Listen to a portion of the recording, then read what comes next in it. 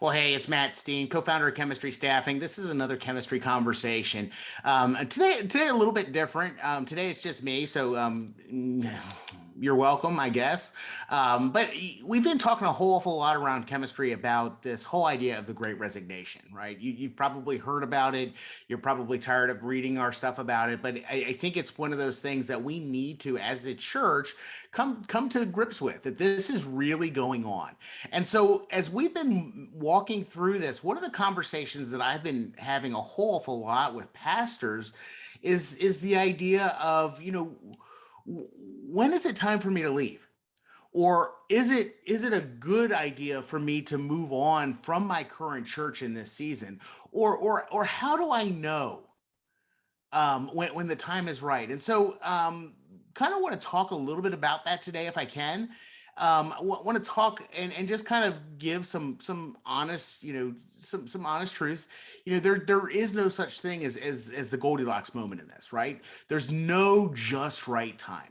Most times, when people leave, they leave at one of three times. It's either a little too early, a little too long, or way too long. Okay, they either leave too early, they're a little too long before they should have left, or they wait way too long. Okay. And so when I talk to guys, what I encourage people to do is not necessarily leave, too early, and definitely don't leave way too late, but to leave somewhere in the middle, somewhere around that. I've been here a little too long. Okay.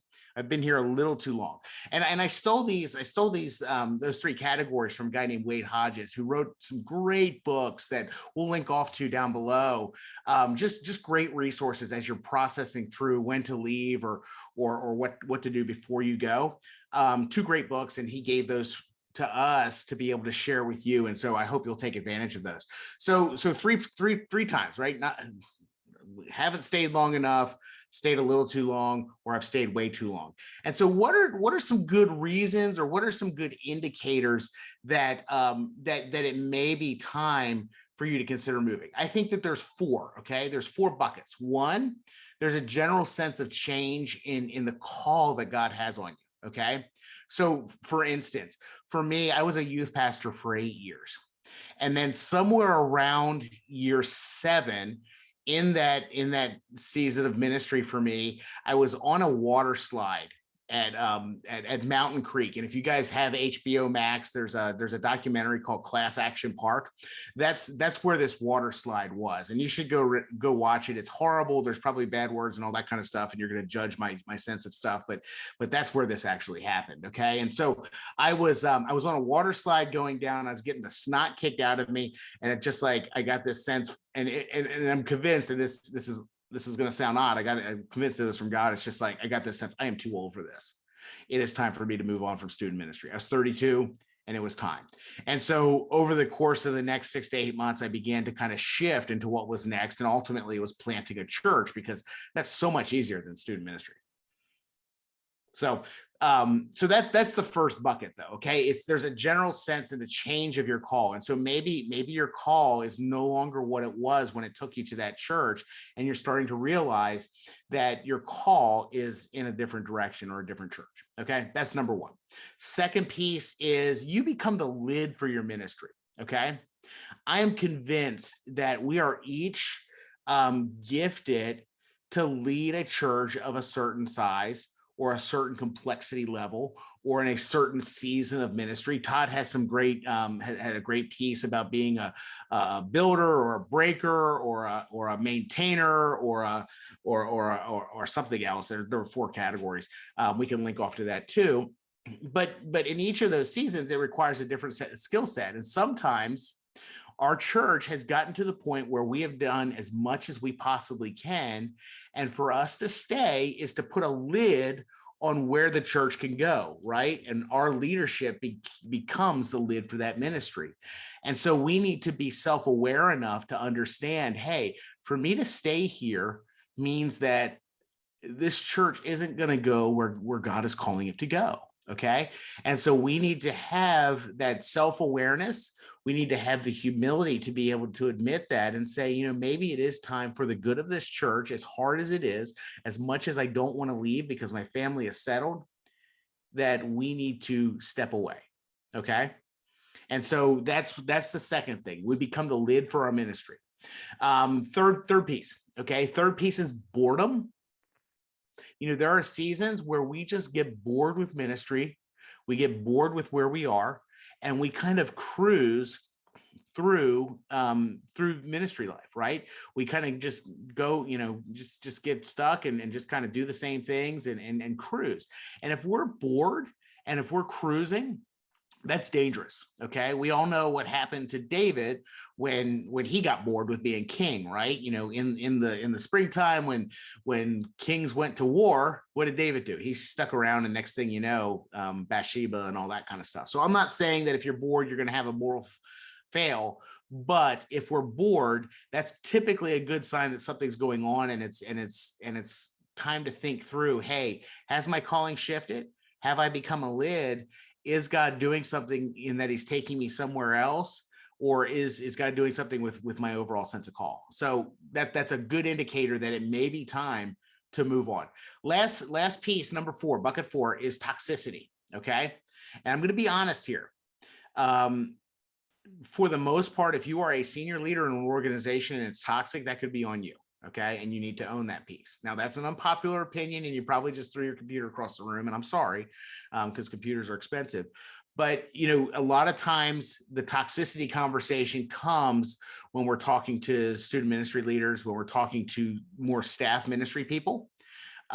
If you are a senior leader and you're stuck in a toxic situation that's driven by an unhealthy elder board or something like that, then that may be one thing. But if but senior leaders have more of the ability to change that toxicity and change the culture, as long as they're being allowed to lead by their board. And so in toxic situations, if you are a junior leader, if you're not in senior leadership, executive pastor, senior pastor, something like that, I encourage you to move on, because you're probably not going to change that culture. Now, prayer trumps everything. The voice of God and the direction of the Holy Spirit is trumps everything that I say on this. And so if the Holy Spirit is genuinely calling you to stay, then for the love, you need to listen to that, right? But if you are staying there because you believe that you have the ability to turn the ship, and you are the student ministry pastor on a staff of 100, in an unhealthy culture that is unhealthy, you probably don't need to. You're probably not going to change the direction of that. One of my ministry maxims from years and years ago is that if I need to take an antidepressant to be on staff at a church, I probably don't need to be at that church.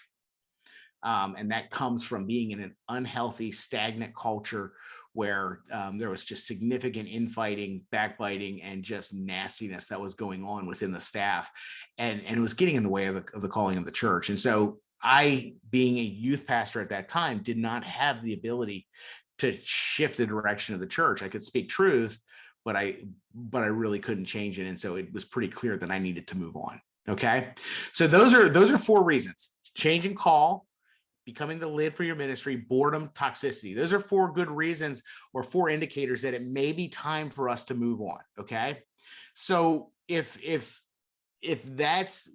we're kind of wading through that, how do we discern, how do we discern really if it's time to move, or if I need to wait, or something like that? Man, I will say that there's 3 really good indicators, and you need to wrestle through these. The first is our internal gauges, right? Are we on antidepressants because of what's going on at the church? Are we able to sleep? Are we having rage dreams? Okay. We don't talk about this a whole awful lot, but if you're dreaming in the middle of the night that you're just going and beating up your elder chair or your senior pastor or your youth pastor or something like that, that's indicating that something ain't right there, right? How are you doing physically? Now, I'm not the bastion of physical health, I'll admit that, but are you, how are you health-wise, emotionally, physically, spiritually? Those gauges are key indicators of whether, of whether it's time to make a jump. Checking in with mentors. Okay. This is an assumption that you have a mentor. If you don't have a mentor, we got other issues, but you need to be checking in with people who are deeply invested in you and don't have to worry about it costing them anything for being truthful with you. Okay. So if you're talking to the elder chair, there's a vested interest in having you stay, right? Because then they don't have to go through a search. But if you're talking to a friend from back in the day, like Dave Busby used to call them garden friends, people who are truly invested in you, want you to be healthy, want you to be what God is calling you to, if and aren't afraid to be honest. If they can say to you, hey, you need to suck it up and stay put, that's good advice. Or maybe they're going to say, hey, you need to get out of there, and you need to get out of there soonest. So be checking in with mentors, be as honest, be honest with them about what's going on, and expect them to be honest with you as well. Third indicator is family. Is your spouse going to church, or are they so irritated and frustrated with what's going on that they just can't seem to drag themselves there? How about your kids? Do they hate the church because of what they see going on? Those types of things, those are pretty significant indicators, and so they can be a time that's time to move on. And your spouse needs to be in this, even in a healthy church situation. You need to be wrestling through. One of the things that I experienced early on in our marriage is Teresa and I were both kind of at a point where we felt like God was calling us each individually away from the church, but we were too afraid to talk about it because she looked at me and she thought that I was having the time of my life. And it was great church. It was a great experience. But she felt like, it was time for us to move on, that God was saying that. I kind of had the same thing where I was, I felt like God was calling us to move on, and Teresa had been through a tough season, and I didn't want to introduce any more change. So I kept my mouth shut, which was a big mistake. And so one day, all of a sudden, we both kind of sucked air through our teeth and said, I've been thinking, and we found out that we were thinking the same thing. And so it's funny how that works, but we need to be having those conversations with our spouses. So those are 3 indicators and 4 buckets of what it would look like, and what we kind of share with guys as they're going through a transition process. Love to hear from you. What else that you would add? Would love to hear from you what your experience has been, or if you guys just need somebody to process with and talk through, would love to have that conversation with you as well. So we'll link off to the article that Todd put out lately or recently. We'll link off to the books from Wade. Hope those are helpful for you guys, and hope you guys are having a great day. So thanks again for checking in. Looking forward to hearing from you guys soon.